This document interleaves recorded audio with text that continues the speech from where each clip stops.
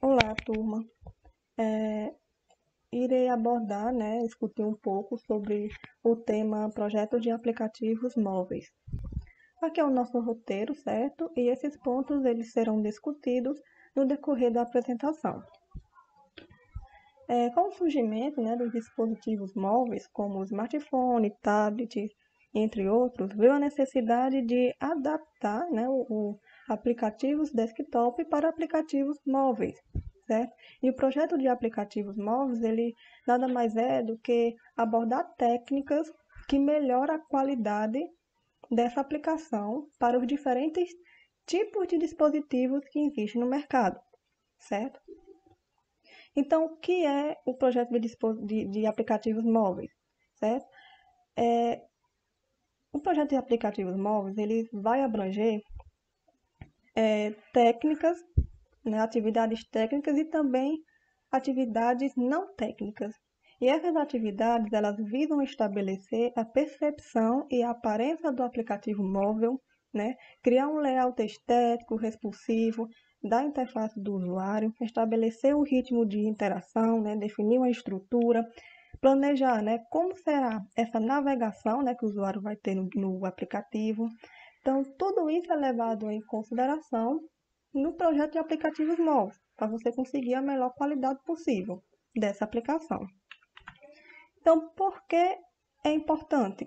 O projeto ele permite criar um modelo, protótipo, e a partir desse protótipo você vai fazer validações com os usuários, teste a fim de encontrar erros, teste também de usabilidade, acessibilidade, tudo isso para fazer o aperfeiçoamento do seu projeto antes da codificação, tá certo?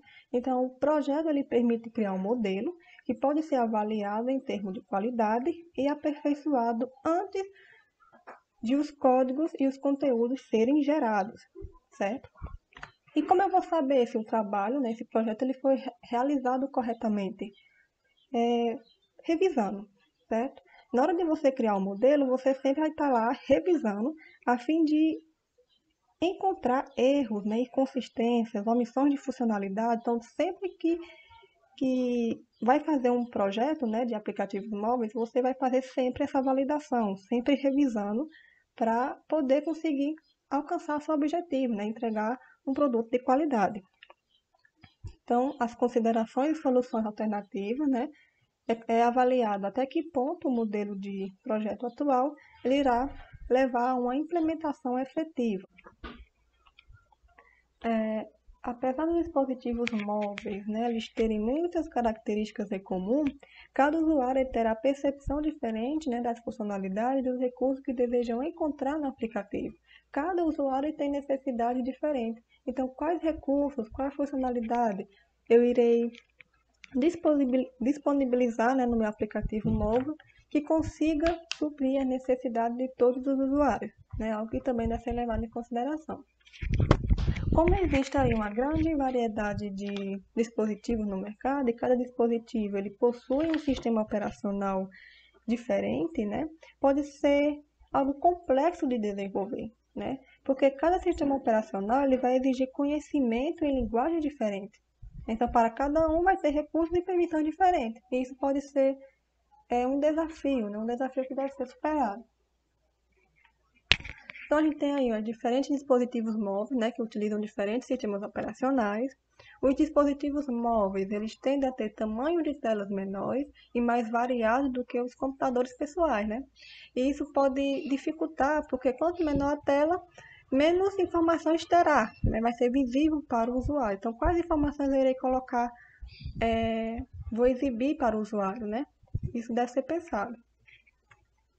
Então, nesse contexto, os engenheiros de software eles devem desenvolver mecanismos de coordenação de ações, tanto o mecanismo de coordenação de ações e também descobrir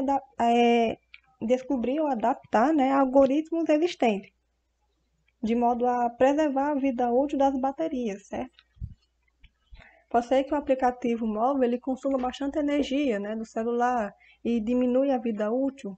Então, desenvolver mecanismo para resolver esse problema é muito importante. E os engenheiros de software eles também devem levar em consideração, a experiência do usuário.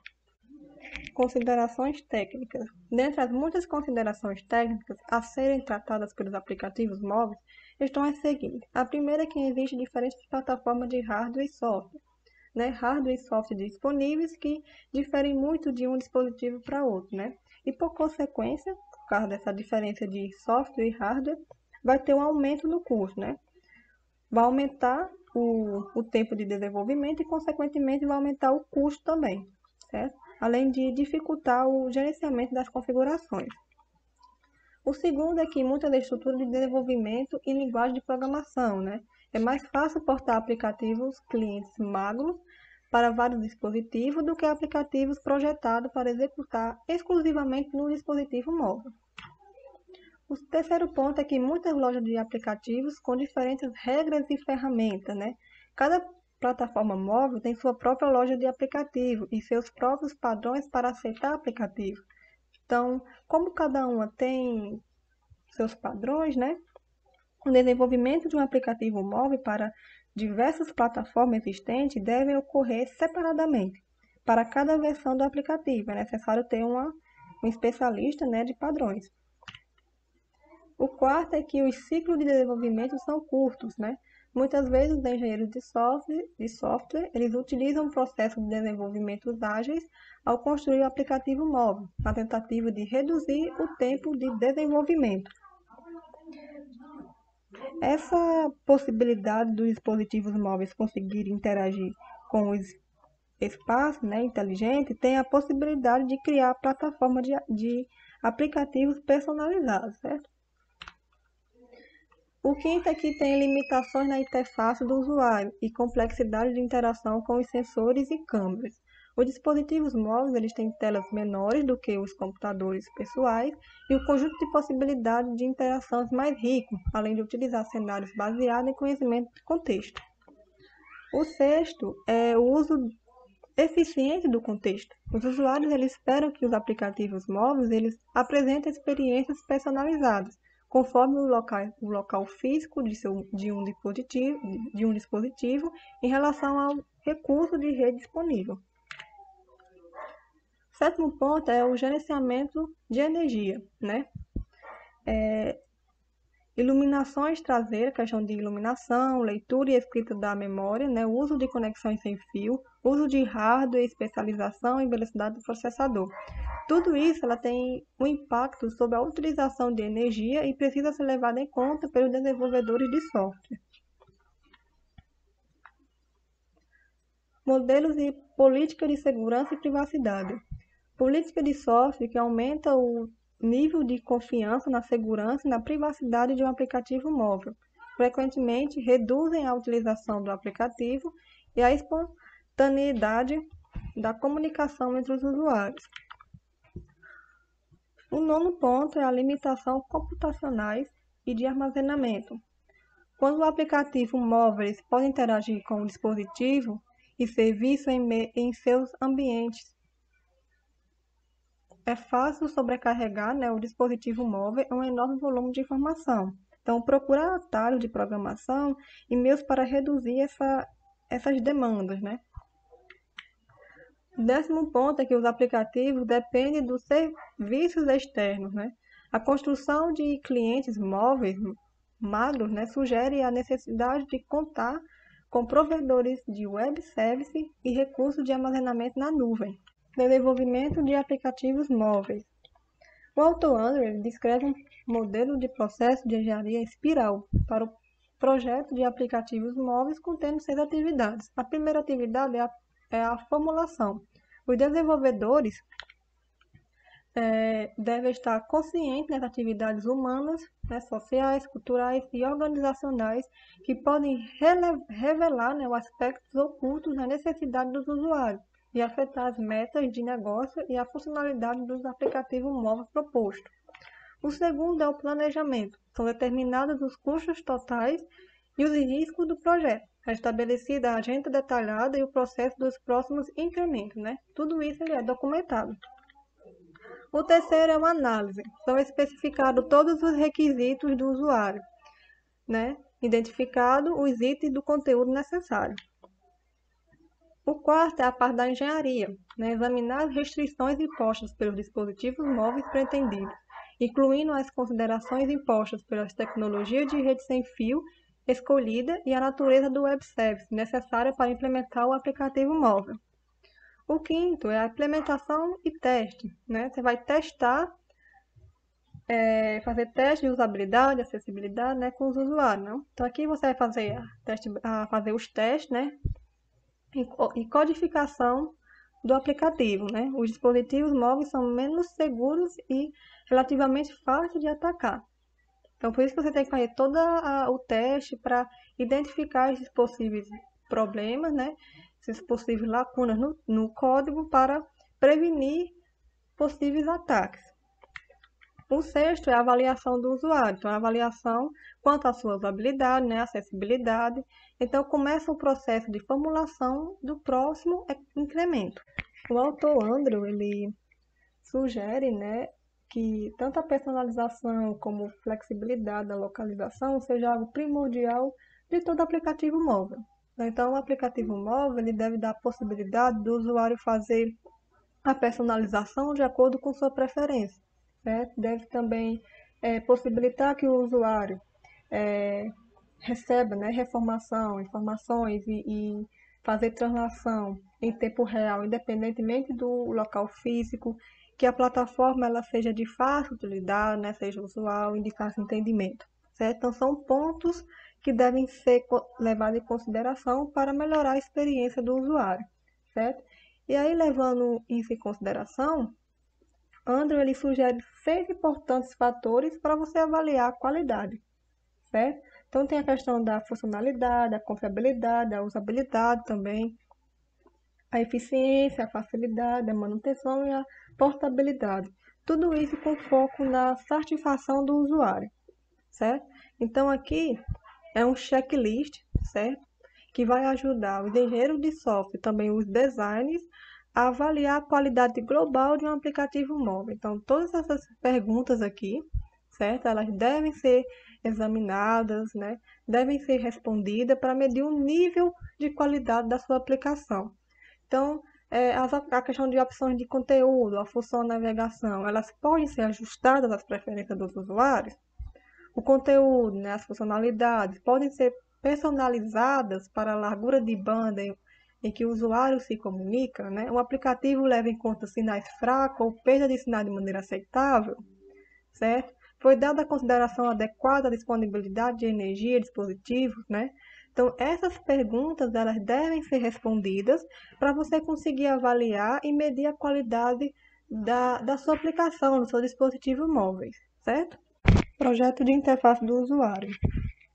Então, aqui, os usuários eles esperam que a sua aplicação, né, seja algo de fácil utilidade, que tenham gatilhos mentais, certo?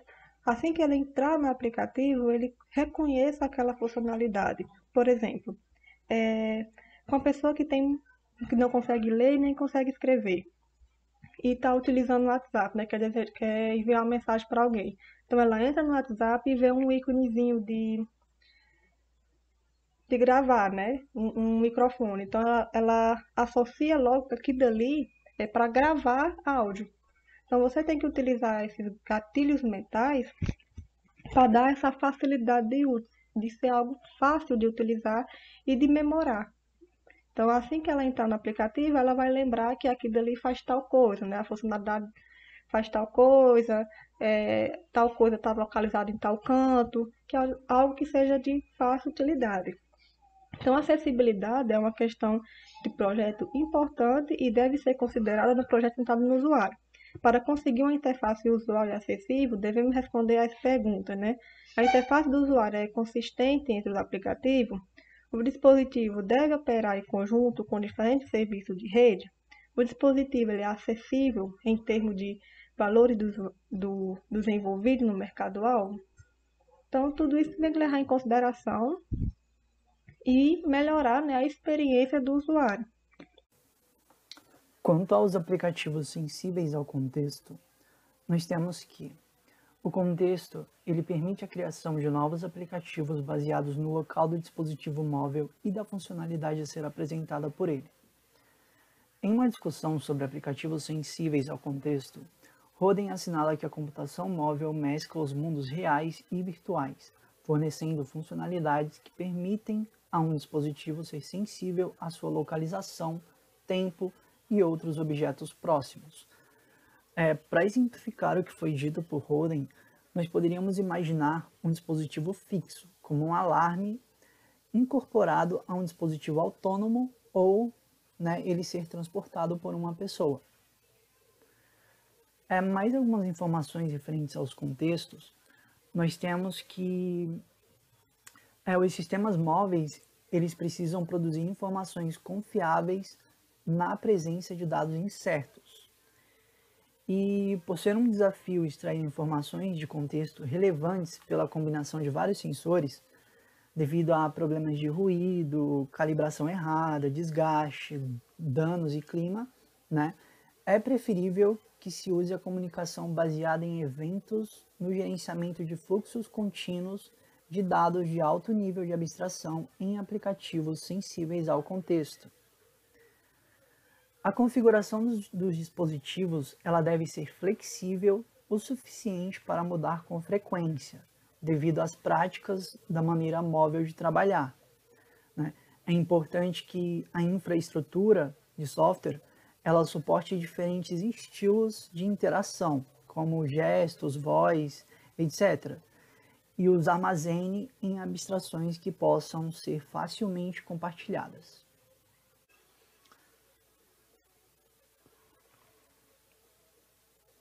As lições aprendidas até aqui. Bom, como diria a nossa velha amiga, e bota velha nisso, acredito que alguns de vocês possam conhecê-la, a nossa amiga Kika, senta que lá vem história.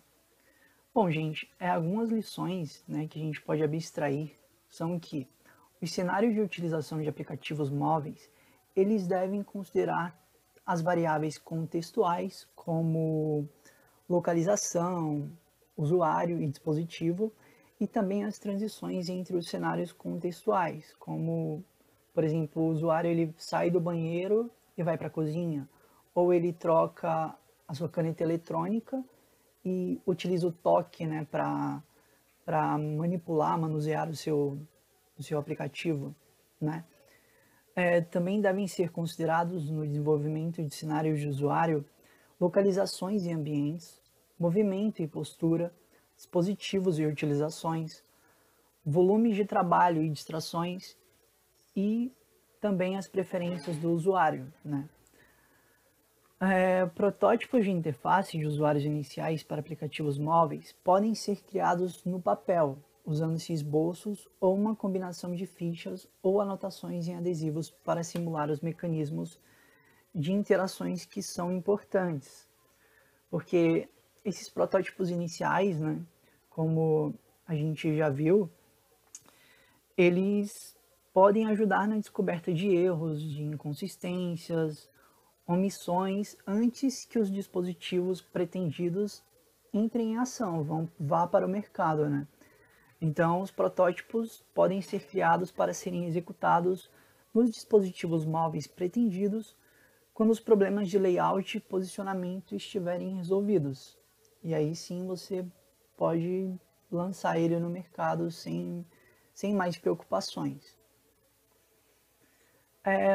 Algumas práticas que devem ser evitadas quanto aos projetos de dispositivos móveis são miscelânea, que é você não adicionar recursos demais, o que você deveria fazer para evitar esse erro. Inconsistência, que seria você definir padrões no seu projeto. Projeto demasiado, que o importante é que você remova o que é desnecessário para que você não tenha um aplicativo com a tela muito poluída. Falta de velocidade. O usuário ele vai querer que... eles não se importam com restrições de dispositivo. Eles querem ver as coisas rapidamente. Então, é interessante que se carregue previamente o que for possível e elimine o que for necessário. A interação não padronizada é um motivo para ter uma plataforma como alvo, é aproveitar a experiência do usuário como modo de fazer as coisas nela. Onde existirem padrões, a gente vai e utiliza. E isso precisa ser equilibrado com a necessidade de fazer com que um aplicativo se pareça e se comporte da mesma maneira em vários dispositivos, quando possível. Ajudites e perguntites. O que seria isso? Bom, adicionar ajuda online não é a maneira de reparar uma interface de usuário mal projetada, né? Então, é bom se certificar de testar o seu aplicativo com os usuários e reparar os defeitos que serão identificados, né? Falando um pouco sobre as boas práticas, nós sabemos que existem várias diretrizes para o desenvolvimento de aplicativos móveis e de aplicativos para plataformas específicas, como iOS ou Android, né? A gente tem algumas diferenças aí de um para o outro. E quais são as coisas em que devo pensar ao projetar aplicativos móveis touchscreen? Schumacher, ele irá nos responder. Ele vai listar algumas considerações importantes ao se projetar aplicativos móveis. A primeira delas seria identificar o seu público, pois o aplicativo ele deve ser escrito tendo em mente as expectativas e as experiências de seus usuários, pois usuários experientes, eles gostam de fazer as coisas rapidamente, né? Enquanto que aqueles usuários que têm menos experiência com tecnologia, eles preferem uma abordagem que guiem eles, né, na primeira vez em que estão utilizando uma aplicação. Segundo, projetar tendo em vista o contexto de uso. O que isso quer dizer? Que é importante que se considere como o usuário vai interagir com o mundo real enquanto utiliza o aplicativo, né? Porque é muito diferente o ato dele assistir um filme em um avião do que ele utilizar o seu dispositivo para verificar o clima ou outra coisa. Há uma linha tênue entre simplicidade e preguiça. E isso é verdade, porque criar uma interface de usuário intuitivo em um dispositivo móvel, como o Schumacher diz, é muito mais difícil do que simplesmente remover recursos encontrados na interface de usuário. Então, a interface do usuário, ela deve fornecer toda a informação que permita a ele tomar sua próxima decisão. Quarto, usar a plataforma como uma vantagem. A navegação touchscreen, ela não é intuitiva e deve ser aprendida por todos os novos usuários. E esses aprendizados que Schumacher quer dizer é que será mais fácil se os projetistas da interface do usuário eles obedecerem aos padrões que são definidos para a plataforma, né, e não ficarem inventando. Quinto, tornar as barras de rolagem e o realce de seleção mais salientes. Bom, gente, as barras de rolagem, elas frequentemente são difíceis de localizar em dispositivos de toque, porque elas são pequenas demais. Então, é interessante que a gente certifique-se de que as bordas de menus ou ícones, elas sejam largas o suficiente para mudanças de cor, para chamar a atenção dos usuários, enfim. Aumentar a capacidade de descoberta de funcionalidade avançada. Bom, às vezes, teclas de atalho e outros atalhos são incluídos em aplicativos móveis para permitir que usuários experientes concluam suas tarefas com maior rapidez. Então, a gente pode aumentar a capacidade de descoberta de recursos como esses, incluindo no nosso dispositivo dicas de design visual na interface. Usar rótulos limpos e coerentes, pois os rótulos de widget eles devem ser reconhecidos por todos os usuários do aplicativo, independentemente dos padrões utilizados por plataformas específicas. Então, é interessante que a gente use abreviações de forma cautelosa e, se possível, que a gente evite, né? Não desenvolver ícones inteligentes à custa do entendimento do usuário. Isso porque, às vezes, né, tipo, a gente encontra por aí ícones né, que só fazem sentido para os seus projetistas. A gente visualiza o ícone ali, mas não sabe qual que é a função por trás dele enquanto a gente não clicar. Então, é mais interessante para mim como usuário que eu possa saber antes de tocar em um ícone qual a sua função, né? Eu tenho um entendimento de qual é o seu real motivo ali dentro da aplicação. E se alguma... Ah, não, dessa vez não, né, Dory? Bom, gente, atender às expectativas do usuário quanto à personalização, pois os usuários de dispositivos móveis, eles esperam ser capazes de personalizar tudo, então, né, é bom que vocês pensem sobre isso. Formulários longos abrangem várias telas. Os usuários de dispositivo móvel experientes querem todas as informações em uma única tela de entrada, mesmo que isso exija rolagem. Isso é verdade, porque é muito chato ao você usar um aplicativo, você tem que ficar trocando de tela toda hora para poder concluir uma tarefa, né?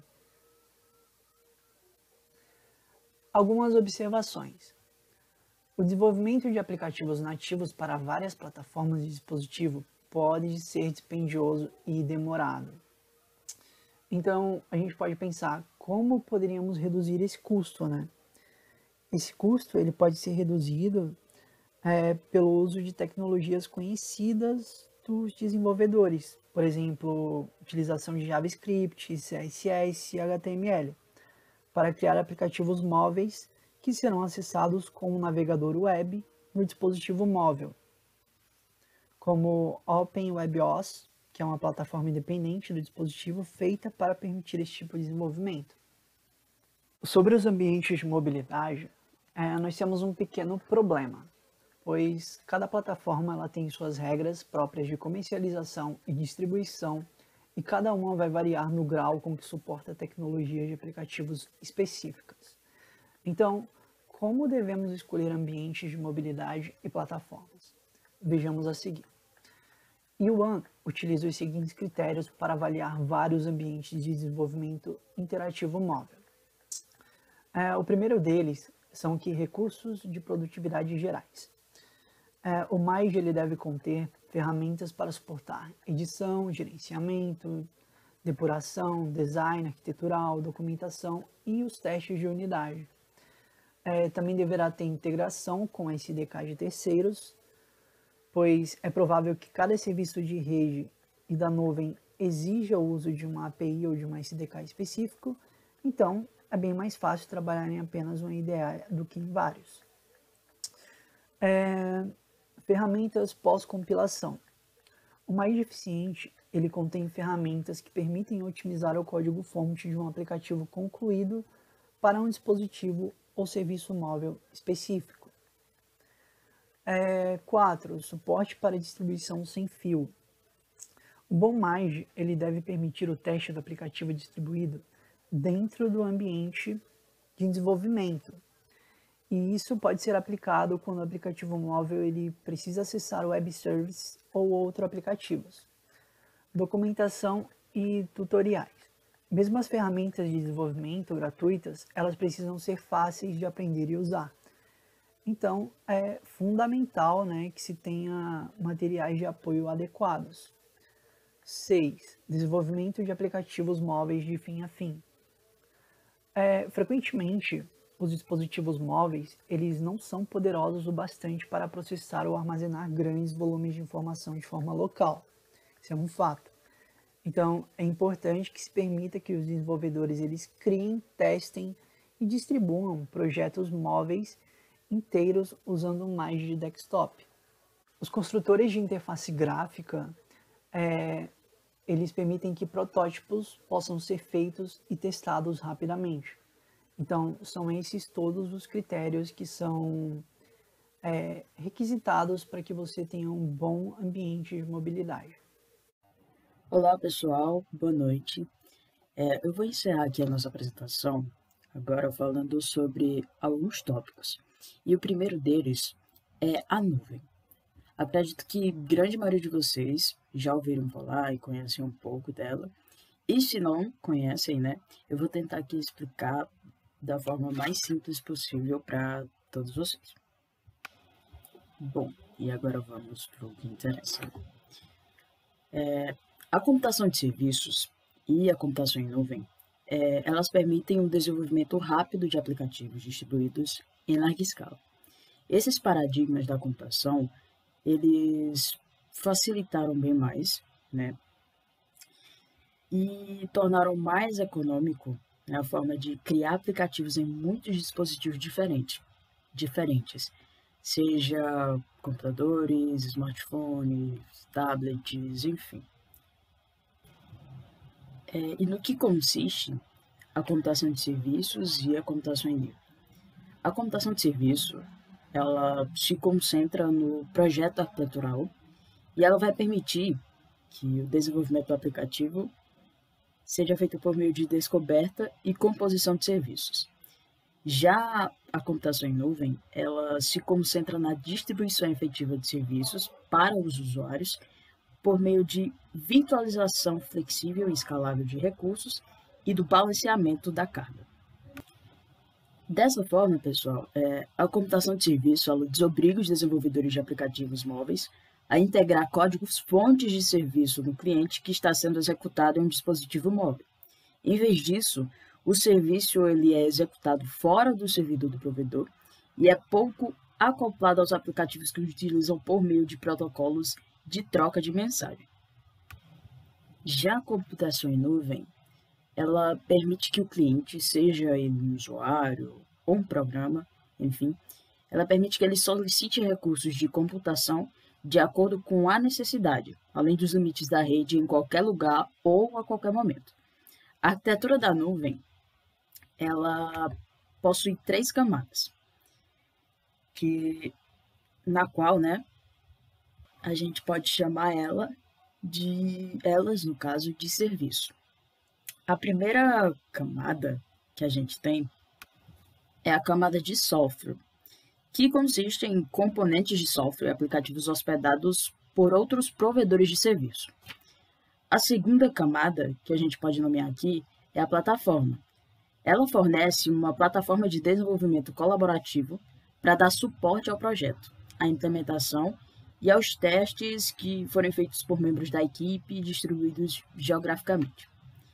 Já a terceira camada seria a infraestrutura, e ela fornece recursos de computação virtuais, tais como armazenamento, poder de processamento, conectividade de rede, tudo isso na nuvem. Bom, através do seu dispositivo móvel, você pode acessar os serviços que estão presentes na nuvem a partir de qualquer lugar e no momento que você quiser. Por ter certos riscos, né, de roubo de identidade, sequestro de serviços, é exigido para esses provedores, né, que trabalham com esses serviços móveis e de computação em nuvem, que eles empreguem técnicas de engenharia de segurança rigorosas para proteger os dados, as contas dos seus usuários, certo?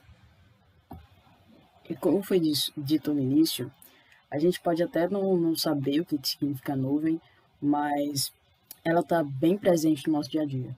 Em aplicativos tais como o Google Drive, que a gente pode não utilizar todo dia, mas está ali no nosso smartphone. Tem também o iCloud, tem o Dropbox, enfim, uma infinidade de aplicativos que oferecem essa computação em nuvem. Aqui a gente tem 2 perguntas que são bastante interessantes e que vão facilitar bem mais o entendimento sobre esse tópico, né, sobre a nuvem. A primeira delas é: o que a nuvem tem de tão bom? Para nós, consumidores, né, eu como consumidora, eu vou sempre escolher o que for mais conveniente e o que for mais benéfico. E, no caso, ao utilizar a nuvem, a gente tem tudo isso, tem toda essa facilidade. Nesse caso, quando você faz uso da nuvem, os seus aplicativos e os seus dados, eles vão ser armazenados nela e não no seu computador ou dispositivo móvel. Isso faz com que você tenha liberdade para acessar os seus aplicativos e dados usando dispositivos apenas conectados à internet. A segunda pergunta aqui é como as empresas elas utilizam, né, elas fazem uso da computação em nuvem. Muitas das organizações elas usam aplicativos baseados em nuvem por meio de um modelo de assinatura.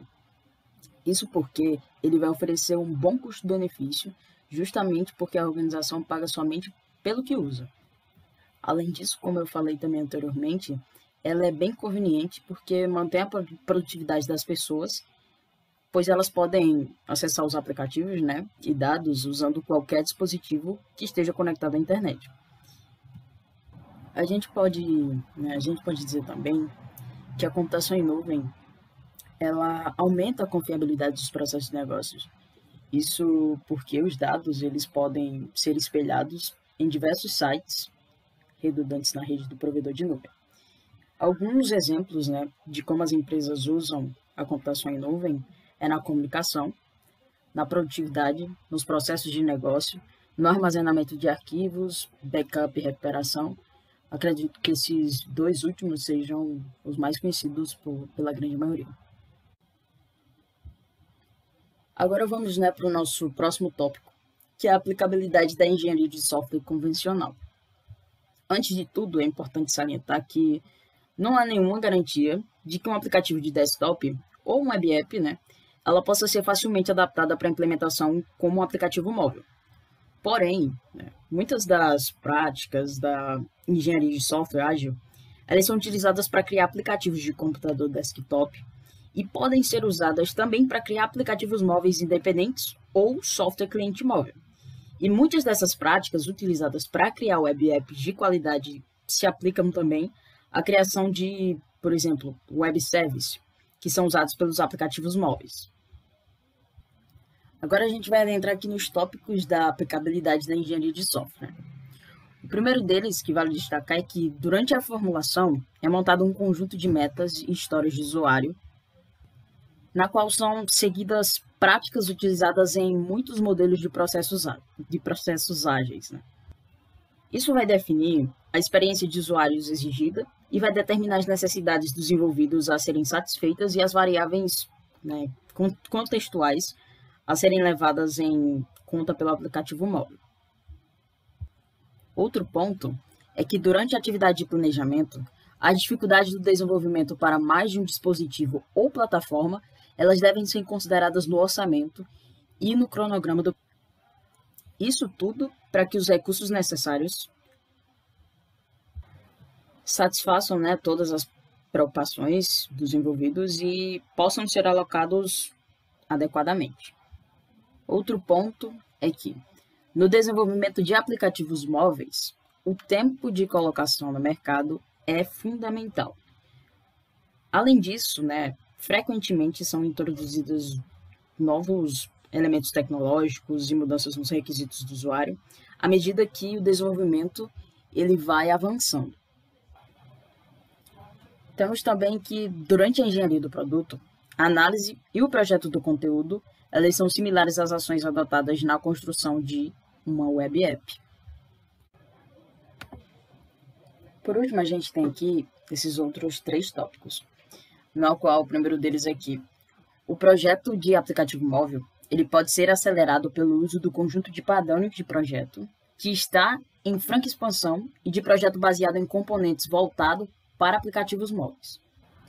Isso nos mostra que, quando os serviços já existentes são incorporados a um aplicativo móvel, é aplicada uma estratégia de composição, na qual é usada um projeto baseado em componentes, e é essencial também que ele seja orientado para objetos.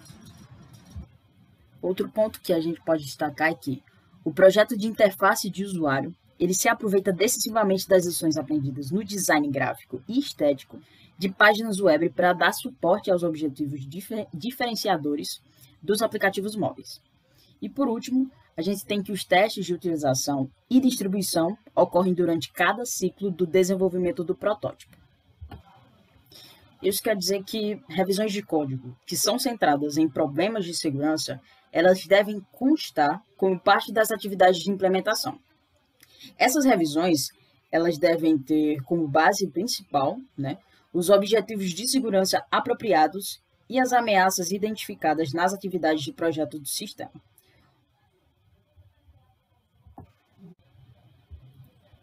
E por último, a gente tem aqui o resumo, só para salientar que a qualidade de um aplicativo móvel, ela vai ser introduzida já durante a fase do projeto, mostrando que a fase do projeto ela é essencial. Sendo que um bom aplicativo móvel, ele deve ter como base as seguintes metas de projeto: simplicidade, ubiquidade, personalização, flexibilidade e localização. O projeto da interface, por exemplo, ele descreve a estrutura e a organização da interface do usuário e abrange uma representação do layout da tela, uma definição dos modos de interação e uma descrição dos mecanismos de navegação. Já o projeto do conteúdo, ele é criticamente importante, vamos dizer assim, pois ele leva em conta a tela e outras limitações dos dispositivos móveis. Já o projeto de arquitetura, ele identifica a estrutura de hipermídia geral do aplicativo móvel e ele vai englobar tanto a arquitetura do conteúdo quanto a arquitetura do aplicativo. A gente pode falar também sobre o projeto de navegação, que vai representar um fluxo de navegação entre os objetos de conteúdo, né, e para todas as funções do aplicativo móvel. E temos também, por último, né, o projeto de componentes, que ele desenvolve a lógica do processamento bem detalhada, né, para implementar os componentes utilizados para construir uma função de aplicativo móvel. E bom, gente, essa foi a nossa apresentação do capítulo 18, né, que aborda o projeto de aplicativos móveis. E os componentes do nosso grupo estão aqui, né, Fátima Luana, Ezequiel Matheus e Luciana Carmen, que sou eu. Agradeço a todos vocês pela atenção e, mais uma vez, tenham boa noite. Né? E espero que tenha ficado tudo bem claro aí, que a gente tentou explicar da maneira mais simples possível. Obrigado.